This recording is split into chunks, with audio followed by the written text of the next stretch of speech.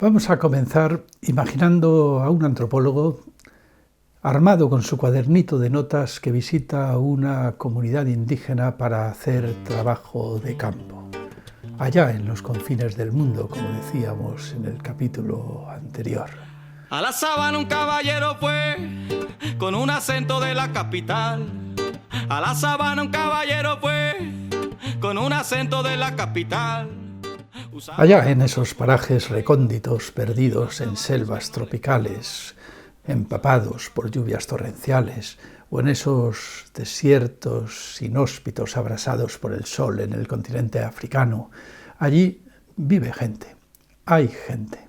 Y nuestro antropólogo se dispone a observarles, a observar a esa gente, para notar qué es lo que dicen y qué es lo que hacen. Hay dos libros que nos pueden venir muy bien para representarnos esta experiencia del trabajo de campo, dos libros. Uno enteramente clásico, el libro de Claude Lévi-Strauss, Tristes trópicos, una obra maestra de la antropología, podríamos decir, en la que Lévi-Strauss no es que nos esté contando sus conclusiones, que también de vez en cuando lo hace, sino que más bien hace una reflexión, un relato, a veces muy literario, sobre cómo le fue en su trabajo de campo, en las selvas del Amazonas, en la India, en Pakistán, en fin, en distintos lugares que visitó y en los cuales estuvo ejerciendo de antropólogo que hacía trabajo de campo, porque la verdad es que Lévi-Strauss no se dedicó fundamentalmente a eso a lo largo de su vida. Lo que hizo fue mucho más leer los trabajos de campo que habían hecho otras personas. Yo a mis alumnos de primero no les suelo recomendar que comiencen leyendo Tristes trópicos para adentrarse o para introducirse en el mundo de la antropología, porque bueno, es un libro que es bastante gordo, bastante voluminoso y en cualquier caso puede resultar a veces pesado y a veces incluso un poco difícil. Por eso, si de lo que se trata es de hacerse una idea de lo que significa hacer trabajo de campo, siempre suelo recomendarles un libro muchísimo más agradecido que ya mencioné en el capítulo anterior, que es El antropólogo inocente de Nigel Barley. En su momento ya haremos referencia al libro de Tristes trópicos, algunas cosas muy importantes que se cuentan allí. Pero por ahora me interesa mucho más la forma tan pintoresca en la que Barley nos cuenta, nos retrata gráficamente su trabajo de campo con el pueblo indígena de los Dogwallos en Camerún. Me parece muy interesante que Barley comienza describiéndonos un enorme desconcierto. Tú has llegado a una comunidad indígena con un cuadernillo de notas para saber qué es lo que hacen, para apuntar ahí qué es lo que hacen, qué es lo que dicen, en qué creen los Dogwallos. Y sin embargo, el desconcierto es mayúsculo. Os leo una de las primeras frases que anotó Barley en su cuaderno de notas. Lo peor era que los Dogwallos raramente parecían hacer nada, tener ninguna creencia ni llevar a cabo actividad simbólica alguna. Simplemente existían. A ver, voy a apuntar qué es lo que hace esta gente, pero si es que no hacen nada. Es como si lo único interesante que hubiera ocurrido en su vida fuera precisamente el hecho, dice Barley, de que yo haya venido a visitarles. Es falso que el aburrimiento sea una queja exclusivamente endémica de la civilización. La vida rural en África es tediosa a más no poder, no solo para un occidental acostumbrado a una gran variedad de estímulos cambiantes, sino para los propios lugareños. Todo pequeño suceso o escándalo es comentado con deleite una y otra vez, cada novedad perseguida, cualquier alteración de la rutina saludada como un alivio de la monotonía. A mí me apreciaban porque les distraía. Nadie podía estar seguro de lo que yo haría a continuación. Quizás vendría alguien a visitarme, quizás me iría a Poli y encontraría cerveza, quizás saldría con alguna nueva tontería. Era una fuente constante de conversación. Anotamos en nuestro cuadernito. Los Dogwallos parece que no hacen nada, simplemente se aburren. Que conste que en principio, por lo que dijimos en el capítulo anterior, no debería extrañarnos tanto esto, porque la conclusión a la que habíamos llegado es que el lema definitorio de lo que llamamos cultura es precisamente ese no pasa nada ya. No pasa nada ya porque ya pasó el tiempo en el que pasaban las cosas. Ese tiempo mítico, ese tiempo que aconteció en illo tempore, en un tiempo inmemorial y prestigioso en el que acontecían las cosas, protagonizadas por los ancestros. Ese era su problema. Era el problema de los ancestros. Les pasaban cosas todo el rato y la mayor parte no eran demasiado buenas. Nosotros, en cambio, tenemos la suerte, tenemos el privilegio, podría decir la comunidad indígena, de que a nosotros ya no nos pasa nada. Precisamente porque los ancestros hicieron las cosas que tenían que hacer y gracias a eso nosotros podemos llevar una vida tranquila. Y nuestro privilegio es el aburrimiento. Barley nos brinda una imagen muy pintoresca al respecto. Saludar a la gente es una gran tradición africana. Consiste en que te visiten durante horas personas que no conoces y que eluden todo intento de trabar conversación.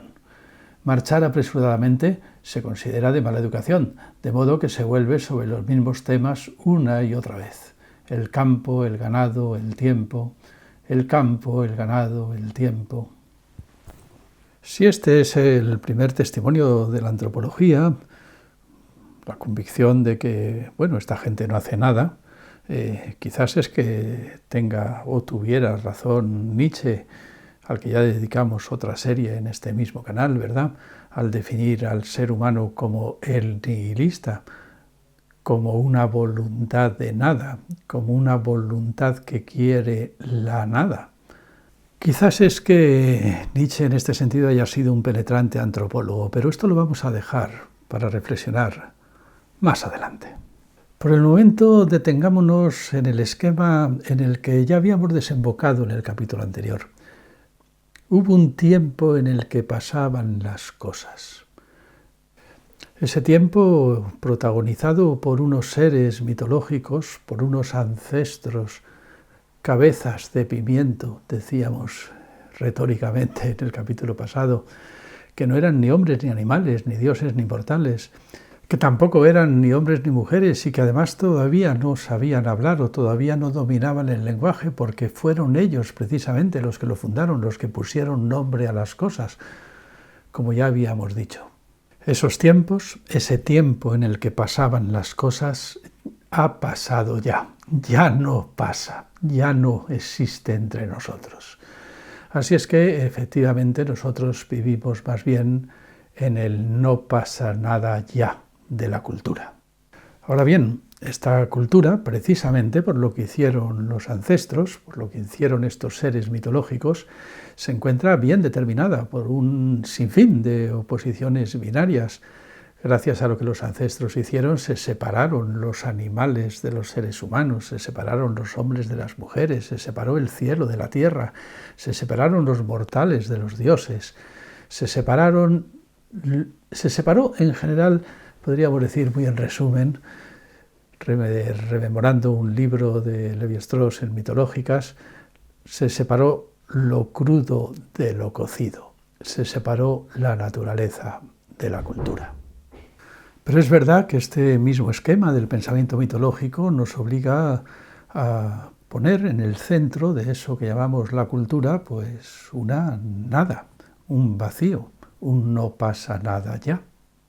Es sin duda un vacío, una nada muy estructurada, porque dependiendo de cómo separemos el cielo de la tierra, cómo separemos a los dioses de los mortales, a los hombres de las mujeres, y por tanto cómo decidamos casarnos entre nosotros, cómo decidamos cómo van a ser nuestras relaciones de parentesco, etcétera, etcétera, etcétera, seremos de una comunidad indígena o de otra, seremos de una tribu o de otra, seremos de una cultura o tendremos otra cultura distinta. En cualquier caso, esta constatación antropológica, esta primera constatación antropológica tiene que hacer reflexionar mucho a los filósofos, a la filosofía. allí donde se produce ese efecto al que llamamos ser humano, ese efecto hombre, ese efecto que da trabajo a los antropólogos, eso que intentan captar los antropólogos en su cuadernito de notas, lo que tenemos es fundamentalmente un vacío, una nada. Una especie de aburrimiento satisfactorio, o como diría Nietzsche, un nihilismo satisfactorio, un nihilismo capaz de satisfacer. Ya lo decíamos en el capítulo anterior, parece que el pensamiento mitológico ha repartido los papeles de una manera ventajosa para los seres humanos, pero ciertamente desconcertante. Los hechos, los acontecimientos, las cosas importantes que han ocurrido y que tienen que ocurrir para los ancestros, para Cabeza de Pimiento. Para nosotros, la nada. Para nosotros, el aburrimiento.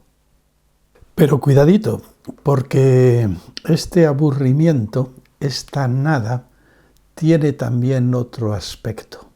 Tiene un aspecto sumamente importante, sumamente definitorio para lo que es el ser humano.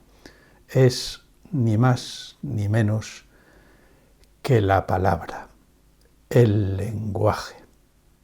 También podemos repartir los papeles de esta forma: la historia y los acontecimientos para los ancestros y para los seres humanos el lenguaje, la palabra.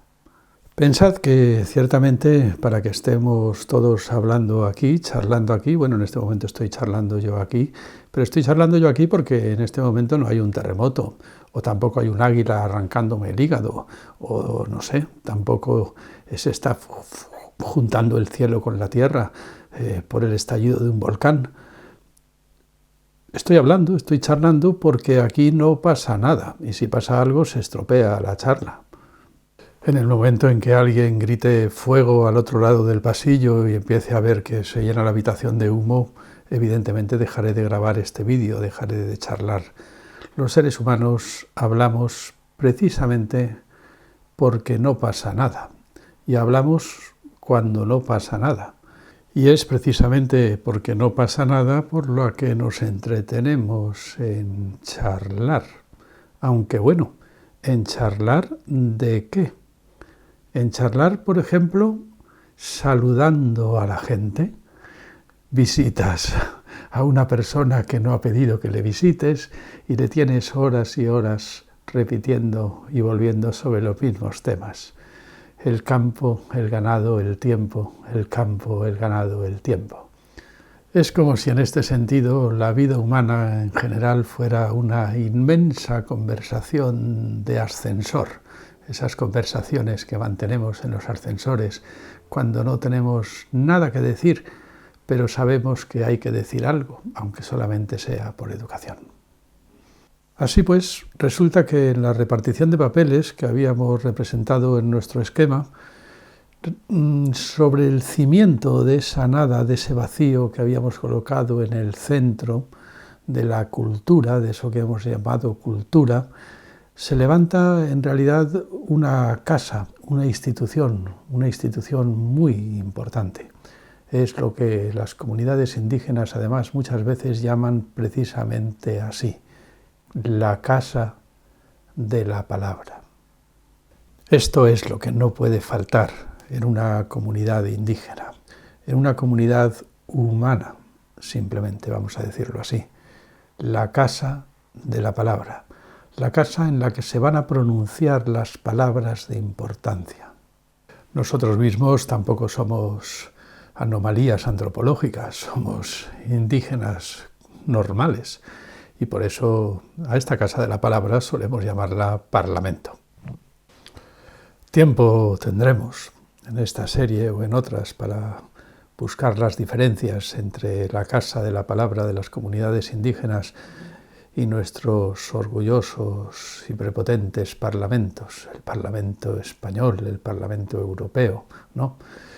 Pero lo importante hoy es que captemos que lo que propiamente ha acentuado el pensamiento mítico es que lo propio, lo característico del ser humano, eso que produce el efecto hombre del que hablábamos, son las instituciones.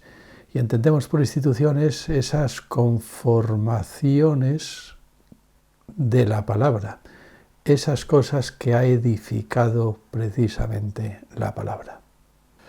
La cultura es un entramado institucional conformado por la palabra.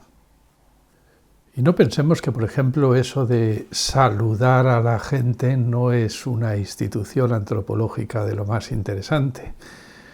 Bueno, para el antropólogo es interesantísimo anotar en su cuadernito de notas cómo se saludan entre sí los uruguayos, a diferencia de los de la comunidad vecina, o a diferencia de las comunidades indígenas que habitan en los confines del mundo, al otro extremo del globo. Bueno, pues ya veis, como un primer paso en nuestra introducción antropológica, pues este lema de la cultura que habíamos dejado caer en el capítulo anterior, el no pasa nada ya, se nos ha convertido ahora en la casa de la palabra.